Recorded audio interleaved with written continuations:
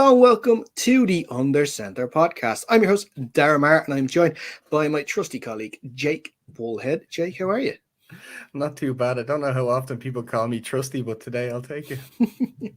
Well, you missed out on the preview show, or the review show, I should say, on Tuesday. I think maybe, was it to do with possibly not want to talk about Giants? Yeah, I could have been a bit salty about that, but as I said before, Dara, I am dead inside after this season, so maybe I'll follow back again when the Giants are good at some stage. Of course, it is Thursday night, and we are going to be previewing the Thursday night football game between the Steelers and the Vikings a little later on. We're delighted we're going to be speaking to Brooke Pryor from ESPN to help us preview the game. But right now, we are going to be taking a more local look at football because we're delighted to have current Dublin Rebels quarterback and offensive coordinator Ty Henry on with us. Ty, it's great to speak to you. How are you? How you doing? Yeah, I'm doing great. Good to speak to you as well. So if we are doing grand, we're doing grand. We'll let the little rivalry between us aside just for this part of the interview. Maybe not so much of a rivalry at the moment because I think, look, listen, you're the important. I'm only new. It's more just Jake that has the rivalry there at the moment, is it? I wouldn't say a rivalry, Dara. You're painting me and Ty up to have a bit of a war going on, but no. I'm just stirring this pot. I want to fight here. It's the only reason why I organized this. Okay. Yeah. I'm secretly wearing no fights. I'm wearing an official's uniform underneath this jumper for when it starts now here.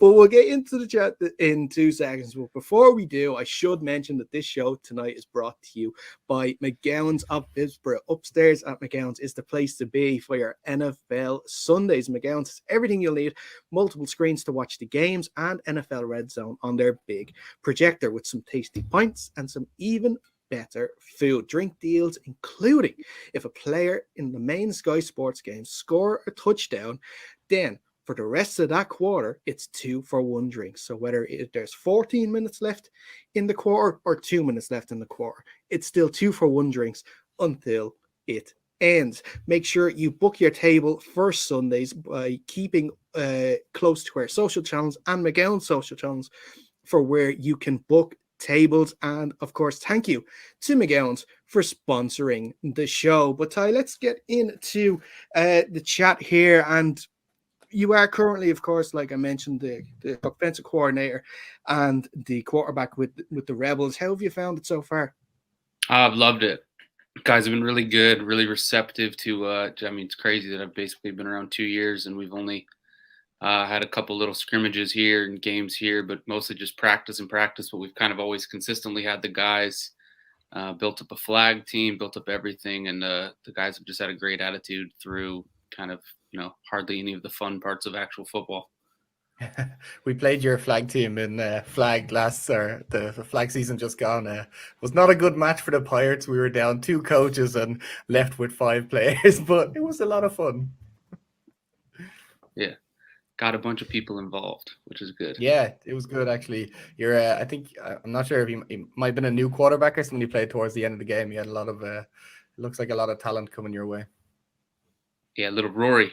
We got them all up and coming, hopefully. That's the idea. As many 15 to 20-year-olds playing as possible.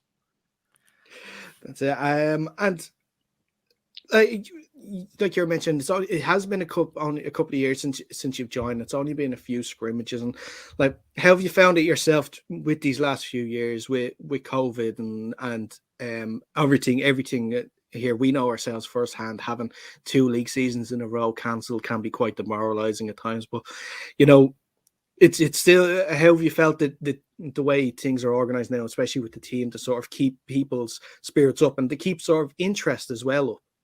Yeah, I mean, so as a minority sport, or all the sports we're up against, you would really worry when you're not playing games and not having close contacts to, you kind of need that constant filtration of people coming down, trying it out, having off seasons from there, whether it's Australia footy or here Gaelic and rugby and that kind of thing.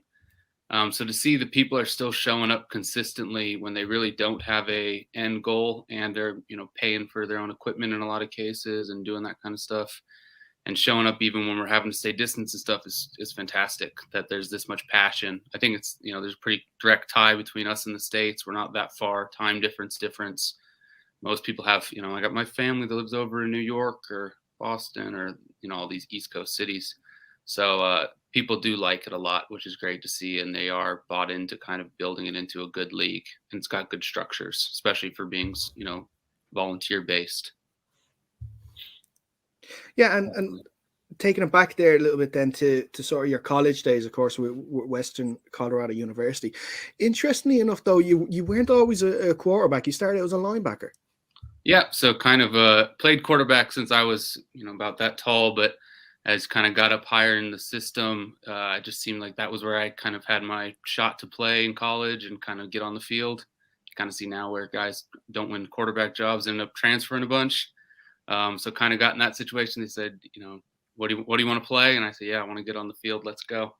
I'm a football player, not really a quarterback. So that was kind of my mentality through all of that. And kind of took a losing program and we've kind of turned it into a really good program there at Western. And so that was, I love my 5 years in college. It's full-time job, but it was great. Yeah. And with that, then having to make that positional change to do, like, you obviously throughout your early education and early days playing, like you're saying, being a quarterback, and then having to sort of make that decision that if I want to progress here in college and give myself a shot at progressing further, that I'm going to have to make that positional change. How sort of difficult of a decision was it? Or were you able to, like you mentioned, just say, look, listen, I just want to get out and play on the field? Yeah, it's kind of one of those things, just skill, size, kind of all that stuff. I knew my higher end might be over here at it's kind of like a linebacker safety kind of thing. Then quarterback, can judge back and forth back on that if I made the right call or should I have done this or should I have done that. But I still enjoyed it. I think it made me tougher and all around, football player. You see the game from both sides of the ball. And when you're little league, so like from age 5, it's not like I'd never not played safety and linebacker. It's kind of like local league here. You got 11 on 11, you got 13 kids. So I'd played defense my whole life as well. So I was plenty ready for it. Yeah. Do you think playing linebacker, switching to quarterback, kind of that having that knowledge of both sides of the ball helps you as an offensive coordinator?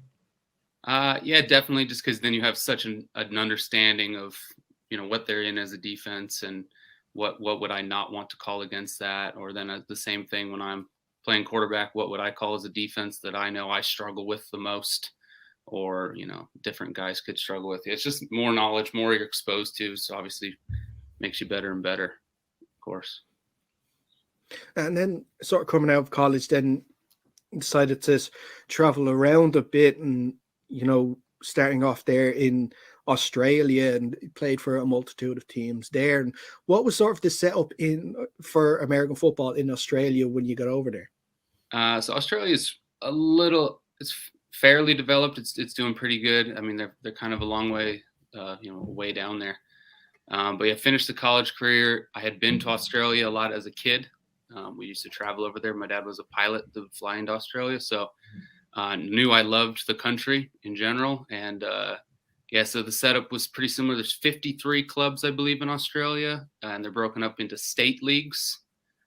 So 7 states. I was actually just kind of speaking to one of the podcasts down there for the Capital Territory, but mainly I was between the Victorian League and the Western Australian League. But the best leagues are kind of Western Australia, the Queensland, and the New South Wales and the Victorian, those 4. And they each have usually like a Division 1 and a Division 2.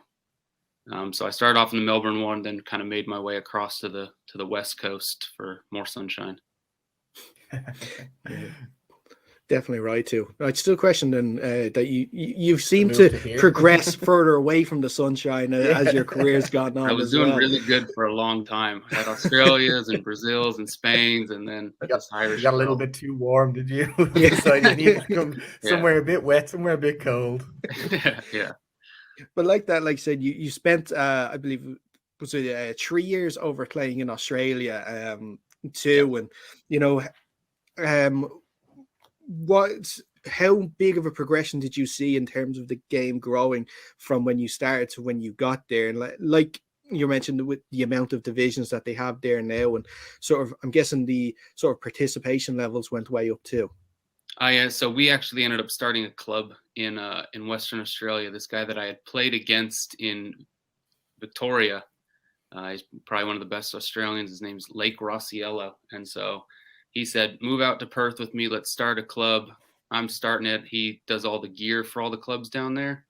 And he said, I'm starting it from nothing. We're going to build a men's team, a women's team, a juniors team. We're going to be the best in the country.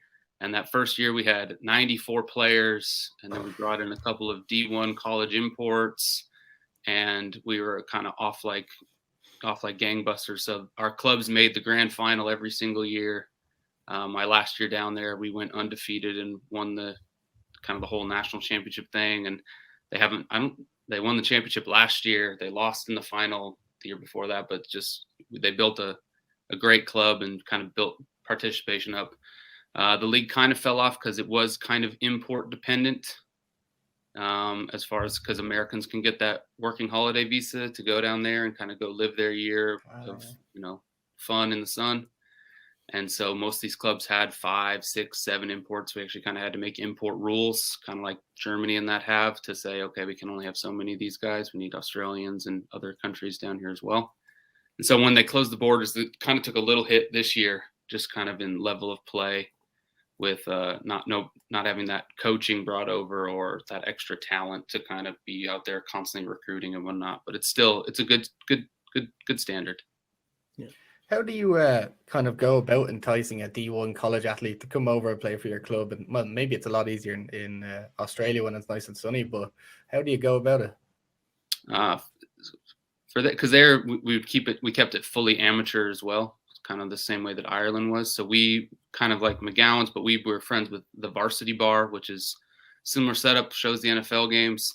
Say it's an American themed kind of college bar. So how would you like it if you had a couple of guys running around as your bussers, and let's get them their service of alcohol.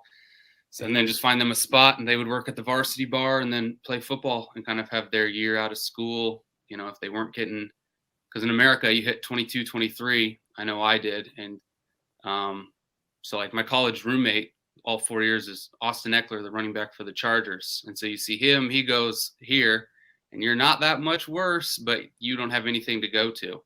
So to tell this guy like, hey, yeah, I know your buddy is, for us, it was Gardner Minshew, who's your quarterback in college. I'll be your quarterback. I'm not as good as Gardner, but let's see how you do. That kind of way.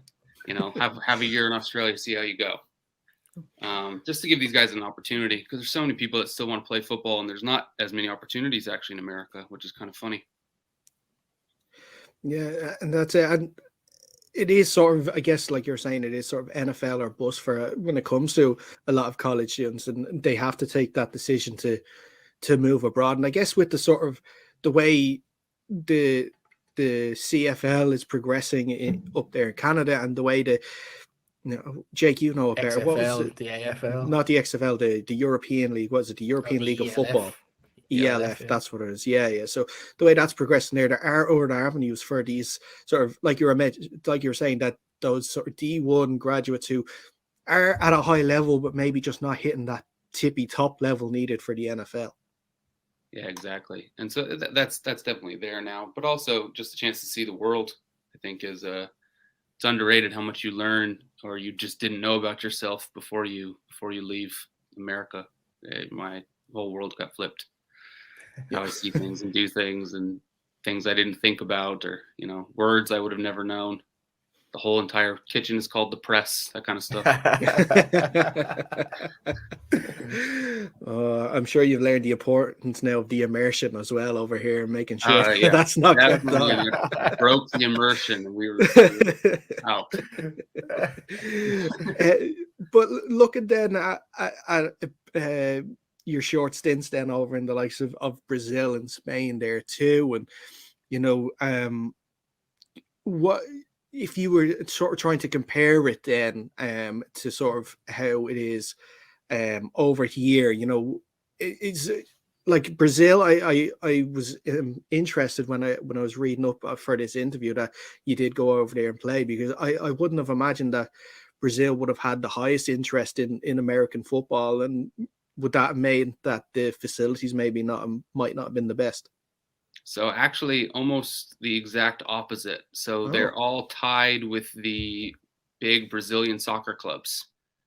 So the That's good. Galo and the Flamingo and all that stuff. So a lot of times people, I think they think they're following the football club, but they're following the football Americano club. And so we would just end up in these giant Brazilian stadiums that would hold 80,000 people and then have, 100 people there. But it was raw. Brazil's real raw. They started playing on the beaches like 10 years ago, and it's 240 million people. So it's a giant country and a lot of athletes, just raw athletes who have played a bunch of sports and are freaks athletically, but the refinement and kind of attention to detail wasn't there with kind of some of the other places that I've played, some of the, like the Germany or the European countries that are a little bit, have done it longer, that are 40, 50 years along compared to, here, I think we're like 20, 30. So kind of all years of people getting in the sport and then number of people that are exposed to it. Yeah. And then sort of going over then to play in Mallorca there now as well, playing for, I think, what was it, about 6 months you were over there in Mallorca?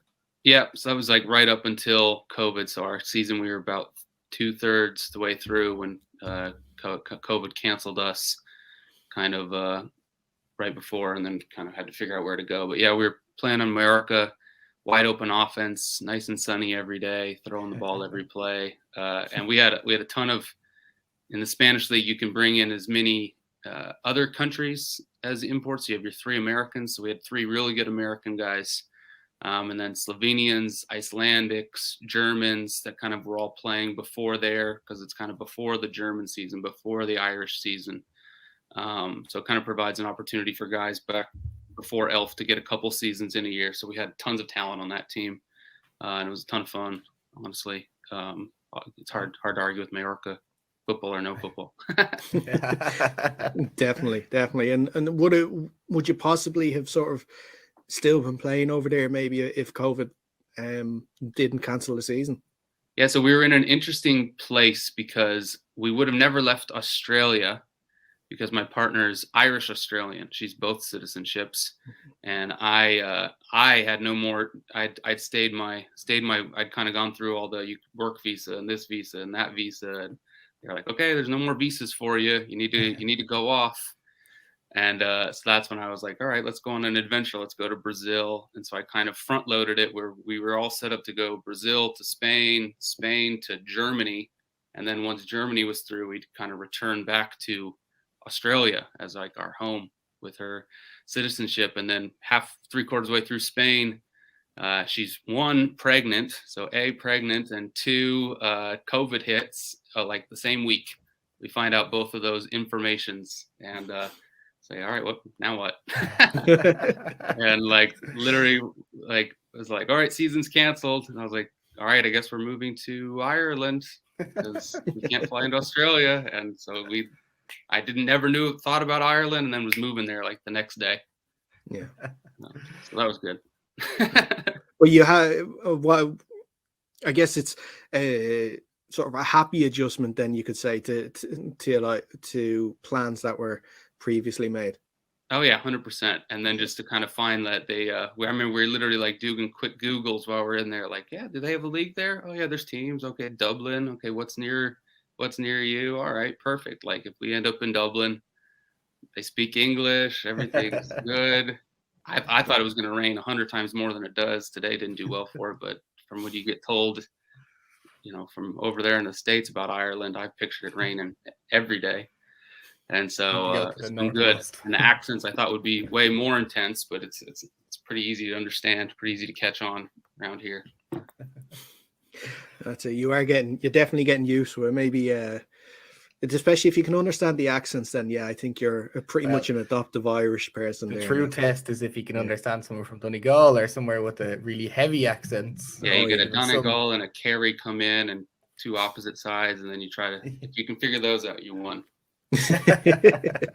Definitely for sure. But then looking ahead then towards hopefully next year when the season can get back up and running, of course, with the Rebels itself, and I'm guessing preparations have already well underway for the season.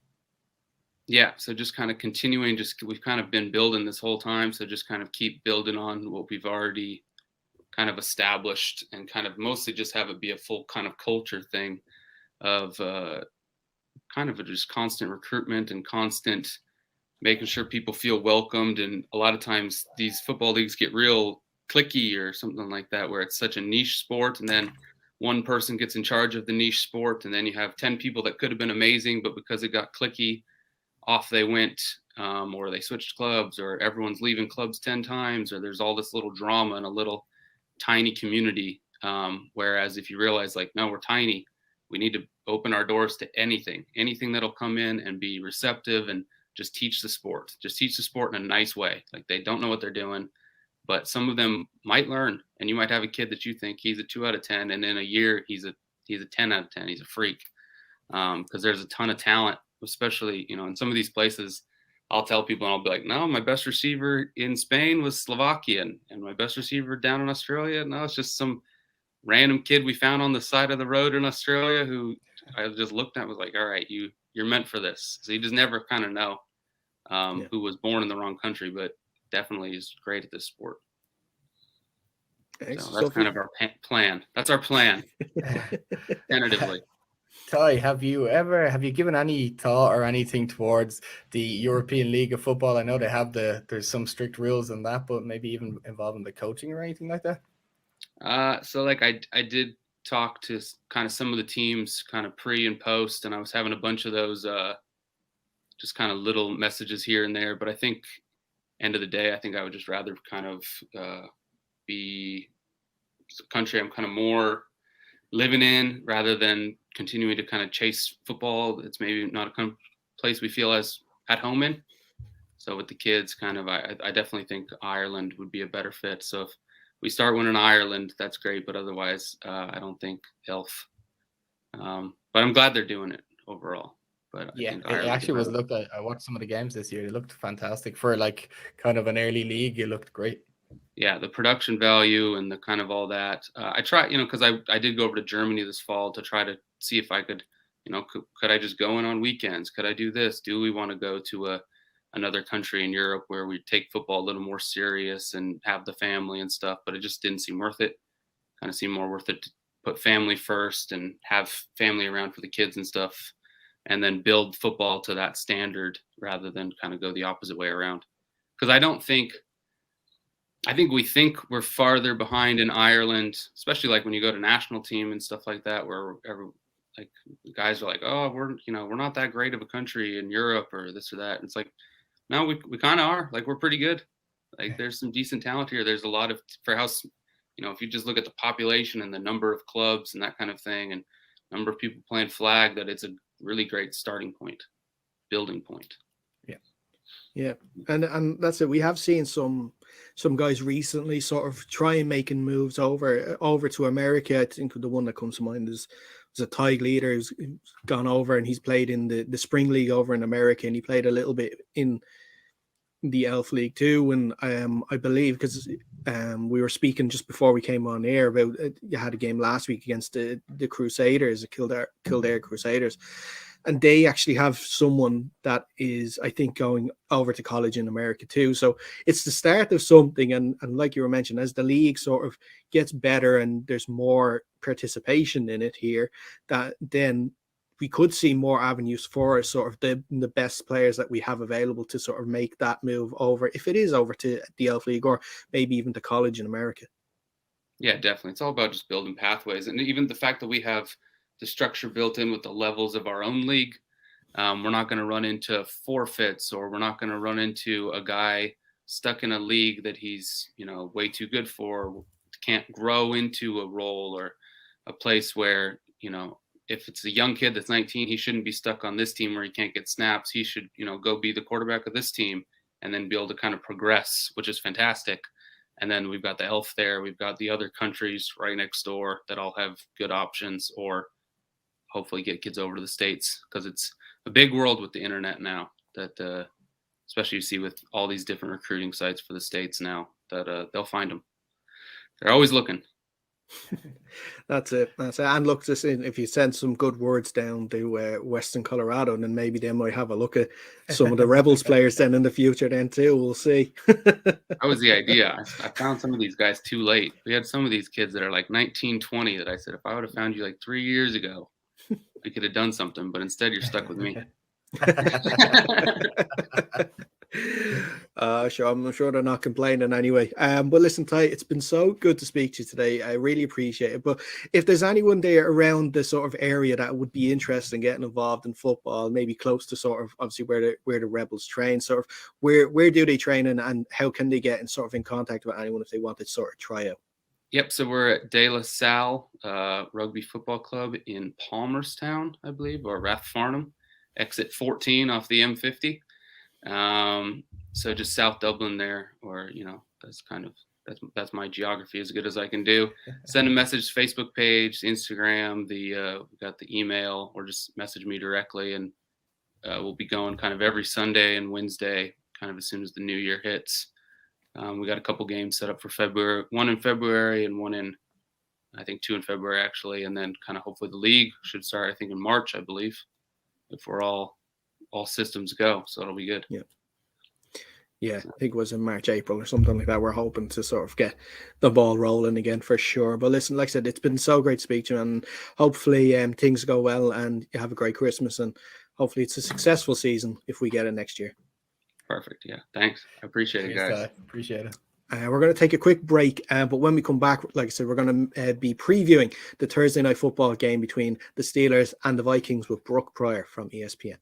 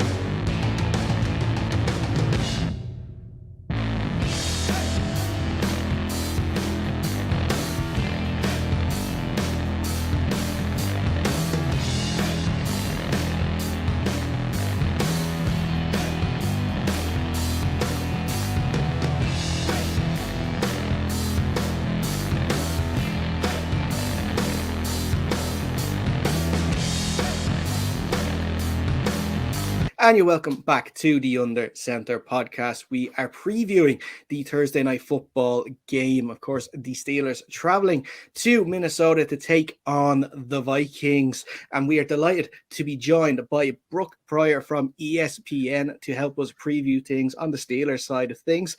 Brooke, it's so good to speak to you. How are you? I am good. I am excited to be in Minnesota. Not excited for the snow that's on the ground and the more that's coming tomorrow. But like you said, it isn't a dome, so I'm not going to be impacted during the game. I just might freeze into like a woolly mammoth on my way back to the car. A couple of hot whiskeys might help the journey back.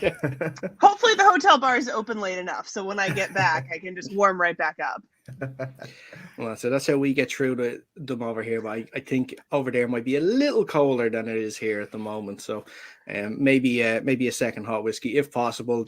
We'll try and get the order in. Speak nice to maybe the night manager and say, look, listen, I'm working. I've been waiting on me. Exactly. But we're here to talk a bit of football, and we are going to preview, obviously, like I said, the Steelers side of things. And it's kind of been a up and down season so far for the Steelers. 6-5-1 after their win at the weekend against the Ravens, and what you could probably call a typical AFC North low-scoring beat-em-up matchup. Yeah, this Steelers team is so strange because, and the Ravens team was weird too, because this year's Ravens team kind of felt a lot like last year's Steelers team, where they were undefeated for so long, but they had very obvious glaring faults, and yet they kept winning. The Ravens this year, their biggest issue were all the injuries, and Lamar Jackson hasn't been playing well, and it seems like that finally caught up to them against the Steelers. But the Steelers are a weird team in and of themselves because they win against the Bills to start the season. That seems like it's, a sign that, oh, this team is going to be fine. They're going to be better than we thought. But then they go on that skid. They lose to the Raiders. They lose to the Packers. They lose to the Bengals. And it was kind of like, wait a minute, are they who we thought they were? Like, what? And it's been kind of like that all season. Like, you think you have a beat on how this team is. And I've gotten ready to write so many, this is where the Steelers went wrong. This is why they're in decline. It's, it's not being able to pay guys around him. The Steeler way is going away. And then they beat the Ravens, and I have to email my editor and say, just kidding. This team is still very much alive in the AFC and in the AFC North because the division is so wide open.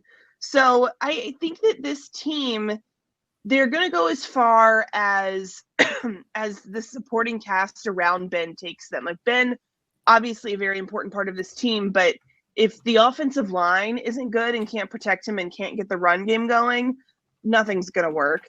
If the receivers can't make the adjustments on the balls that he's throwing, it's not going to work. I mean, Ben is the biggest, I think, problem offensively, but everybody around him has to kind of figure out a way to manage what he can and can't do right now. And then defensively, I mean, TJ Watt is playing out of his mind. He leads the league with 16 sacks, 3.5 against Lamar Jackson, is huge in keeping Jackson from being able to connect with Mark Andrews on that 2-point conversion for the Steelers to win the game. I mean, TJ Watt's playing out of his mind, but the Steelers have had injury issues on the defense, and they haven't had Stephon Tuitt all year. Minka Fitzpatrick has missed games with COVID, missed a game with COVID. Joe Hayden is still out dealing with a mid-foot sprain. Cam Hayward has been in there every single game and is having a Pro Bowl season, but he can't do it all by himself. And then at inside linebacker, you have Devin Bush, who still doesn't look like maybe he's mentally back from the ACL tear. So this team has really good pieces. I mean, I don't think I said Najee Harris's name, which is crazy because he is a really high impact rookie, but they're just having trouble bringing it all together consistently. And when it works really well. I mean, the second half against the Ravens, they're able to do a lot of no huddle on the offense, and just it looked like it ran so much smoother. And then the defensive side, they're able to really slow the Ravens, what the Ravens are trying to do.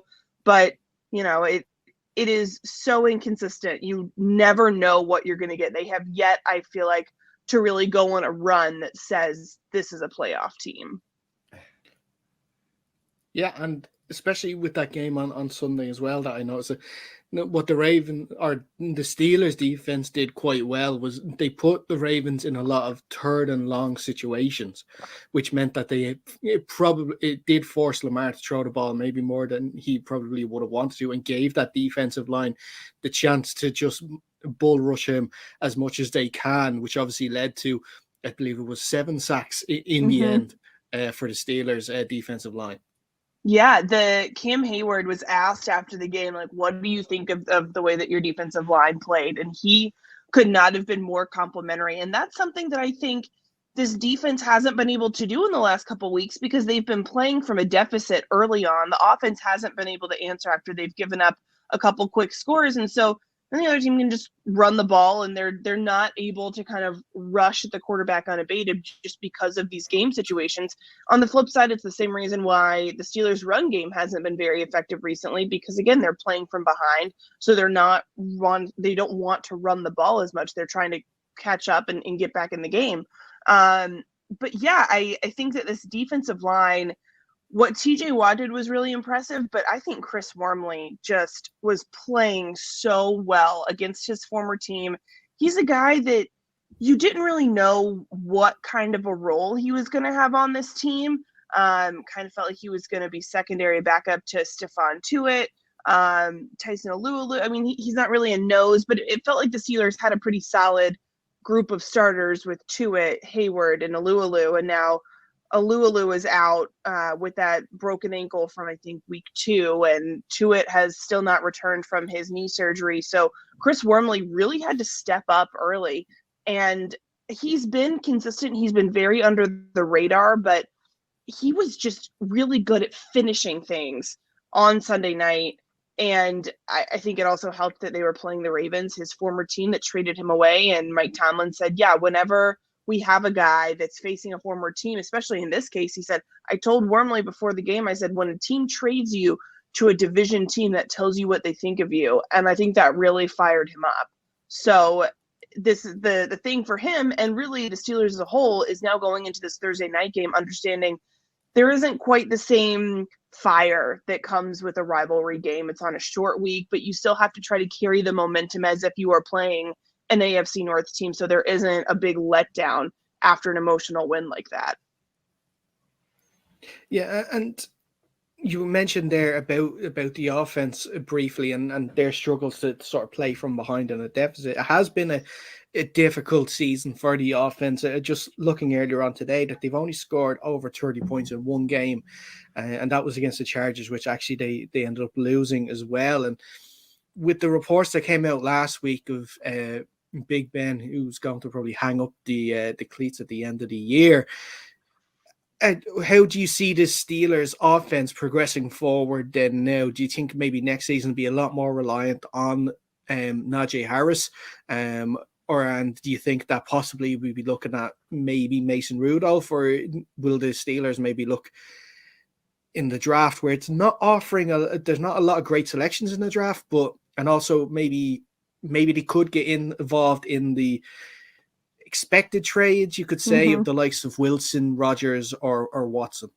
Yeah, well, so I think the key for the Steelers offense going forward for the rest of this season is Ben is at his best when they're in a no huddle, when he's calling the shots. And it's been this way for a long time. But I mean, even last year when the offense was really stagnant and not moving, you saw them having success when he was doing what he called drawing up plays in the dirt, calling audibles at the line of scrimmage. He would literally go up to receivers and say, okay, you run this way, you run this way.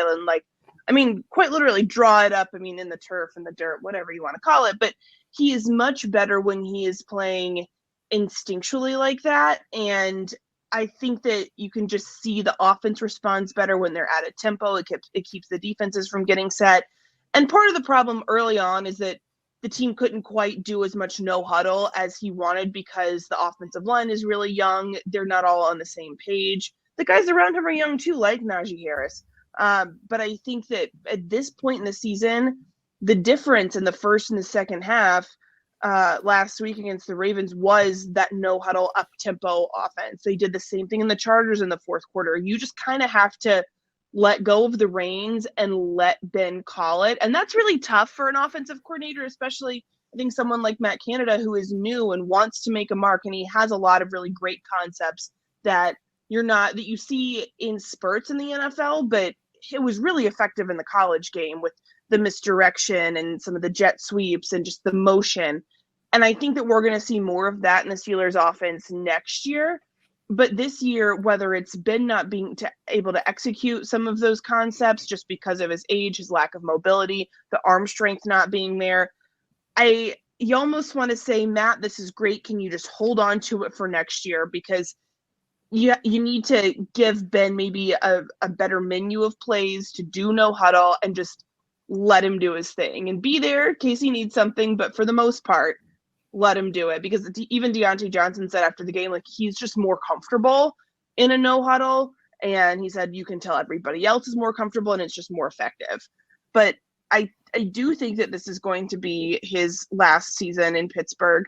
That was kind of the assumption going into the season, especially when they restructure the contract the way that they did. Had just one more year with avoidable years on the back end.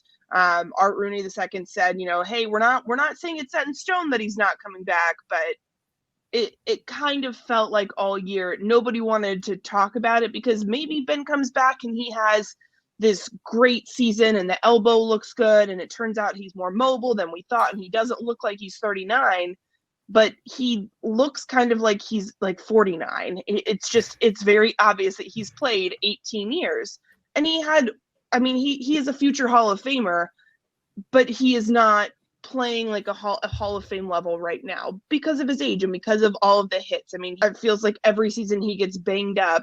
This year he's had the shoulder, the pec. He said that his shoulder is still giving him some trouble. He's had a hip injury, but it does feel like that's kind of the inevitable thing. Although still you ask guys about it and they're like, well, we're not really talking about it. We're going to leave it between Ben and I. And Ben was asked about it post game, and he said, well, he was asked, are the reports true that you're telling everyone that this is your last 5 games? And he said, well, I'm not telling everyone.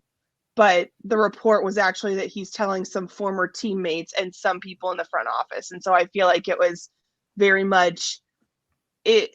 He didn't confirm the report, but he certainly didn't deny it. And so I think that that's just the feeling in Pittsburgh, is no one expects him to be back next season, which, like you mentioned, really opens the door wide open for a number of quarterback possibilities. I spent a couple hours Saturday afternoon after that news came out that this was likely the last 5 games, which is expected, but still, when there's a news story, all of a sudden it kind of spurs into motion. We should put this list together. And the Steelers have a ton of cap space going into next year, a team that has been in cap hell for definitely this last year because of COVID dropping the salary cap and the way that they structure contracts. I mean, they were really, really hamstrung this season, but next season they're going to have, I think, over 45, 47 million, maybe even more, with the new TV deals really bumping that salary cap up. And the league's recovery from COVID, everything is kind of back where it was prior to that. The Steelers are certainly capable of, they have the money to trade for an Aaron Rodgers, a Russell Wilson. Derek Carr even has a year left on his contract. Kirk Cousins, same thing, but Kirk has $35 million guaranteed, and I don't know that the Steelers want to pay $35 million for Kirk Cousins if Russell Wilson is available or Aaron Rodgers is available. I don't know that the Steelers are going to be able to pull off Rodgers, because I think he's going to have a lot of options on the trade market. But I think Russell Wilson is definitely a real possibility because he is unhappy in Seattle. Pittsburgh, if they can plug in a good veteran quarterback, they can skip the rebuild altogether, because, like I said, they have pieces like a Najee Harris, a Pat Freiermuth. Deontay Johnson has another year left on his contract. Defensively, you have Minka Fitzpatrick and TJ Watt. I mean, they have the foundation there. They just need a quarterback that is better than Ben Roethlisberger, honestly, to kind of rejuvenate this team. And if they don't want to do that, there is Mason Rudolph. At this point, I don't get the sense that he is the heir apparent to Ben Roethlisberger. We've seen him play. He's fine. He's serviceable, but I kind of compare him to like a Toyota Camry. Like, he'll get you from point A to point B, and it's going to be fine and it's going to be solid, but it's nothing flashy. For the Pittsburgh Steelers, they need more than that. They had Ben Roethlisberger. Like, they had, I don't want to say that Ben is a Lamborghini, because Patrick Mahomes is like a Lamborghini, but they had like a Range Rover. I mean, and it was really flashy and really good. It broke down sometimes, but it was still a good, cool car, premium car. And I think that they would like to replace that with another version of that. But there's also the draft. And the Steelers, I think right now, ESPN's FPI projects them to have either the 13th or 14th pick. There's going to be a premium on quarterbacks because there aren't very many. And there are quarterback needy teams ahead of the Steelers, like the Falcons. But I think if the Steelers could pull it off, maybe they draft a guy like Kenny Pickett, who trains at the same facility. Pitt and the Steelers share a sports complex. So they let Dan Marino, another Pitt product, get away in 1983, and they didn't have an heir to Terry Bradshaw, and they kind of wandered just the quarterback desert for a long time until Ben Roethlisberger came in. So do they learn from that mistake and say, okay, you know what? We really like to draft and develop our own guys. This is our MO as an organization. So we're going to do that with Kenny Pickett. He's not from Pittsburgh, but he's been here a long time. Keep a kind of an adopted hometown kid in town and make him be the future. Or there's guys like Sam Howell available, Matt Corral, the kid at Nevada. Like, there are definitely options. And I think that it just depends on how long the Steelers want this rebuild to take. How much more does Mike Tomlin want to invest in either building a new quarterback, or is he done with that? He lived that life before, developing other young talent, and he would like to win a Super Bowl, and he would like to win it now. And so they go out and get a veteran guy. But I mean, sky's really the limit. Their options are endless.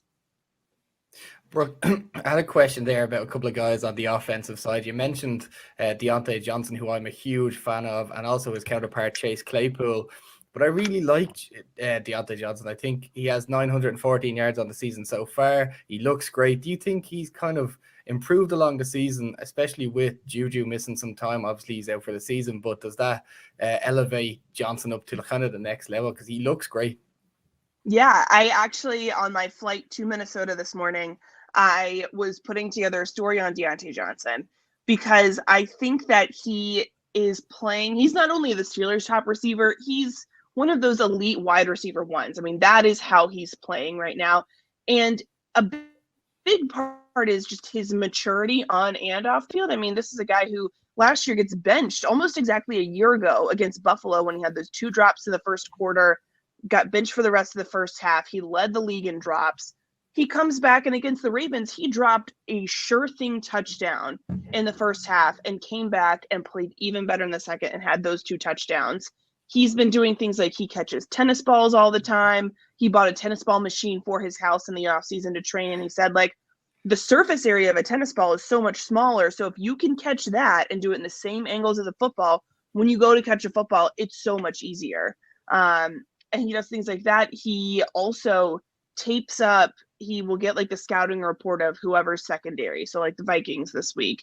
And he has a list of like every corner safety. And he also has their backups, their tendencies, and he tapes it up in his locker so that every day when he goes into the facility and he's in the locker room, he's looking at it, he's memorizing it, he knows their tendencies, and things like that pay off when against the Ravens on that 5-yard touchdown, he knew that Marlon Humphrey liked to play over top in that situation, that he was going to be in man. That was just how he plays.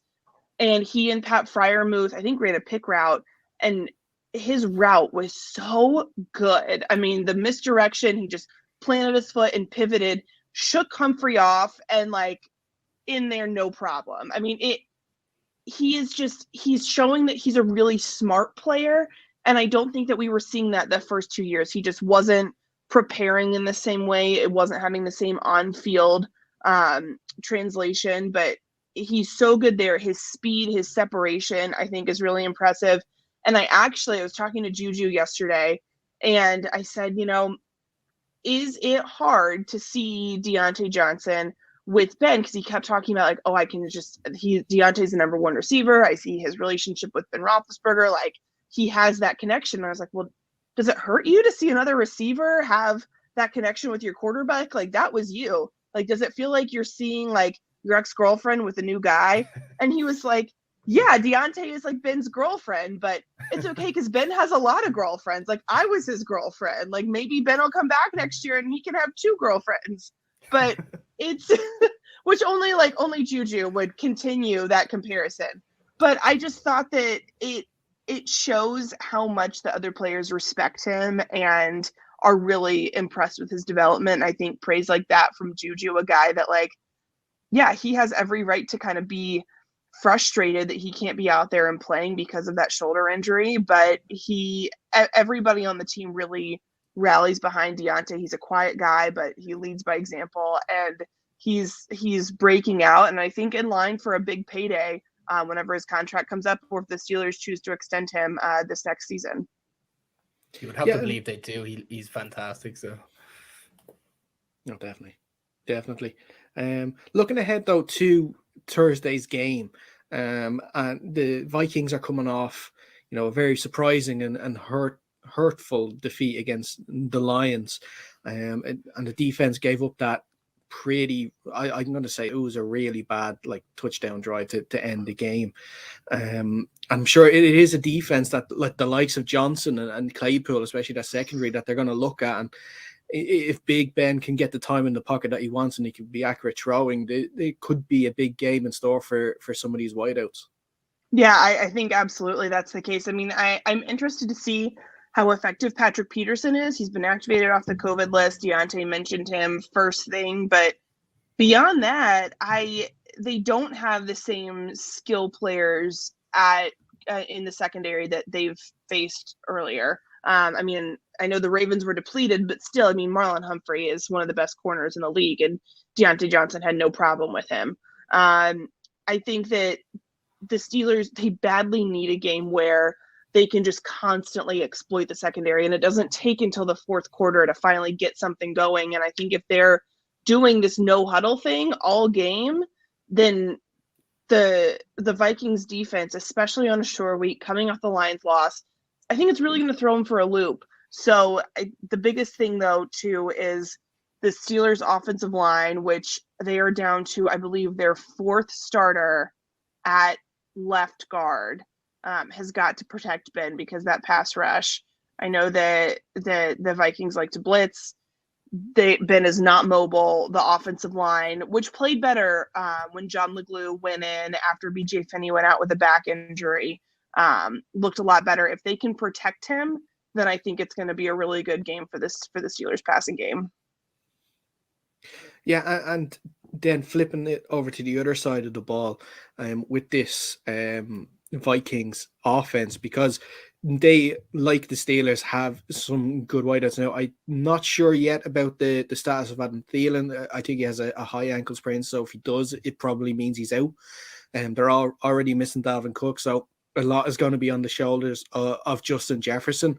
And like you mentioned with Joe Hayden, still, it's still he didn't practice, I believe, this week. I know there are only walkthroughs, but if there was practices, he wouldn't have practiced. So there is some injuries there in the backfield, so they'll have to keep an eye on Jefferson with. Yeah, and you hope that the last game they made an adjustment in their replacement for Hayden. It had been James Pierre, and he was getting burned a lot. I mean, that the Bengals game was atrocious. I don't remember how many touchdowns he had scored on him, but he looked not very good at all. And then they went with a switch last week, and Akella Witherspoon started in that spot. And he's a guy that had a really rough start early on. He wasn't active very often. He finally gets activated against the Raiders, and I think gave up a long touchdown to Henry Ruggs. And it was really bad. And he then wasn't active for, I mean, I think until maybe a week or two ago, he finally started to be active again. But I mean, it took so long that on game days when he's inactive, you're like, they traded for this guy in the beginning of the season. Why would you trade away an asset for a guy that just sits on your bench? This is why, when they figure out that James Pierre can't handle the load, Witherspoon comes in, and he had a really good game last week against the Ravens.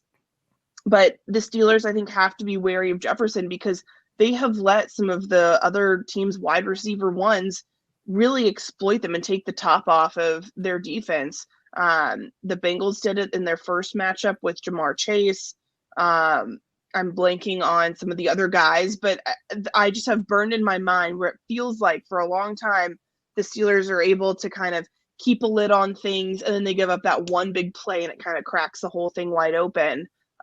So obviously, yeah, keeping Justin Jefferson in check is huge, but also the run game. I mean, they did a better job against the Ravens managing the run game. It kind of reminded me of the Browns game where they really limited Nick Chubb and those guys. And I know that the Ravens are really injured, but still there have been other games where playing against backups, they make them all look like Adrian Peterson from, 6-7 years ago. And I think that the Steelers' run defense has just been so inconsistent, but they got Montravius Adams at nose tackle. He played well last week. Devin Bush looked a little bit better, but Robert Spillane is still probably going to be out with a knee injury. He had COVID. He's off the COVID list, but he injured his knee. And I think that that's going to end up holding him out. But they just have got to rep up and tackle better. And it doesn't matter if Dalvin Cook isn't in there. They could make Matson look like Dalvin Cook if they play the run the way that they have prior to that Ravens game. Yeah, and sort of looking ahead then for the rest of the year after that, they are 6-5, the third in the division. It is so tight there with the other teams. After this, they have a depleted Titans side at home. Then they head over to play the Chiefs, who have their own issues on offense at the moment. And then you've got two divisional games to finish up, at home to the Browns and then away to the Ravens. Like you mentioned, do you think that the Steelers are going to make it in the playoffs, possibly in a wild card position? If you'd asked me this question a week ago, I would have said no. I think I'm still leaning no, but I'm much more 50-50 at this point just because they have an ability to just rise from the grave as soon as you're ready to bury them. They like stick the hand out of the grave, like, no, I'm here. It's just, I think the rest of the division, because of how up and down they are, I think the Bengals are the most complete and probably best team in the division. The Ravens have some major flaws. The Browns clearly have flaws. The Steelers have beaten each of those teams.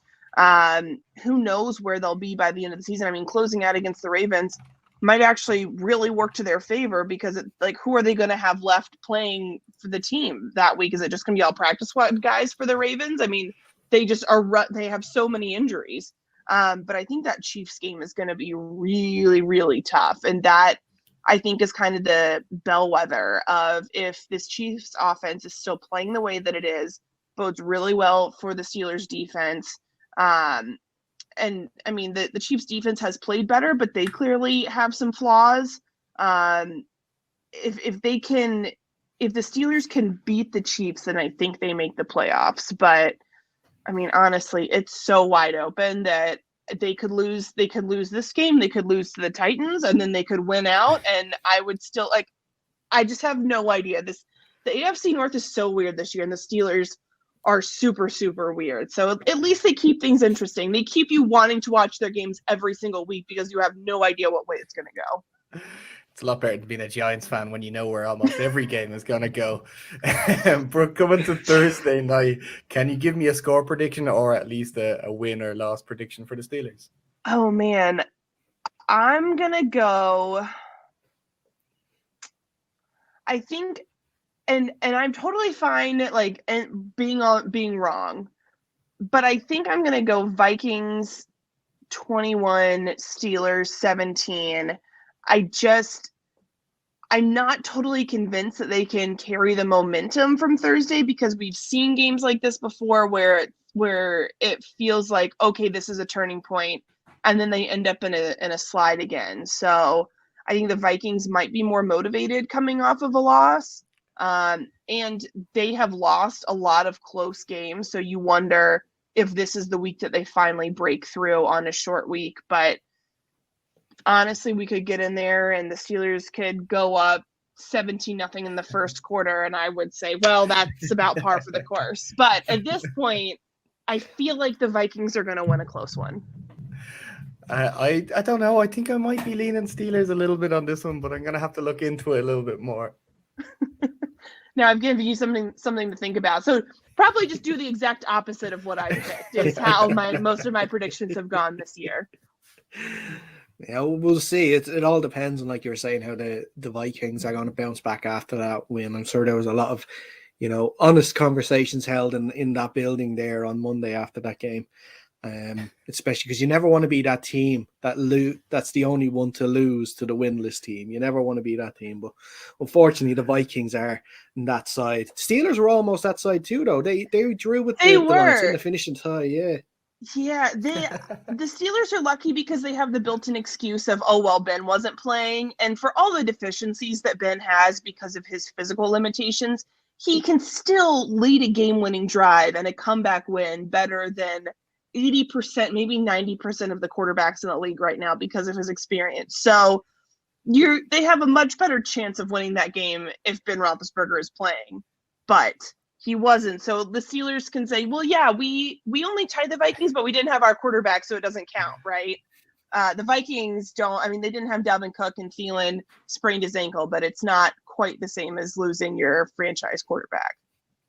No, definitely not. But listen, Brooke, thank you so much for taking the time to speak to us today. We really, really appreciate it. And before we do let you go, for anyone interested, where can they read your work? I'm on Twitter at BE Pryor. And on ESPN at ESPN.com underneath the Steelers tab. Excellent stuff. It's been great speaking to you, and hopefully we can have you again on in the off season, perhaps when the Steelers make their playoffs. Absolutely. Thanks, guys. No problem at all. And that's where we're going to wrap up this edition of the show. If you are staying up to watch the game, we hope you enjoy it. If not, maybe catch the highlights in the morning. Jake, as always, thank you. Thanks very much. And before we go, make sure you're following us on our social platforms, Twitter and Instagram at UnderCenterPod, Facebook.com/UnderCenterPod, YouTube Under Center Podcast, and search the same thing when you're looking for the audio side of the podcasts. Under Center Podcast. That's where you'll find all of our shows, so you can be kept up to date when they are released. But like I said, that is all the time we have for this week. Stay safe, and we will see you soon.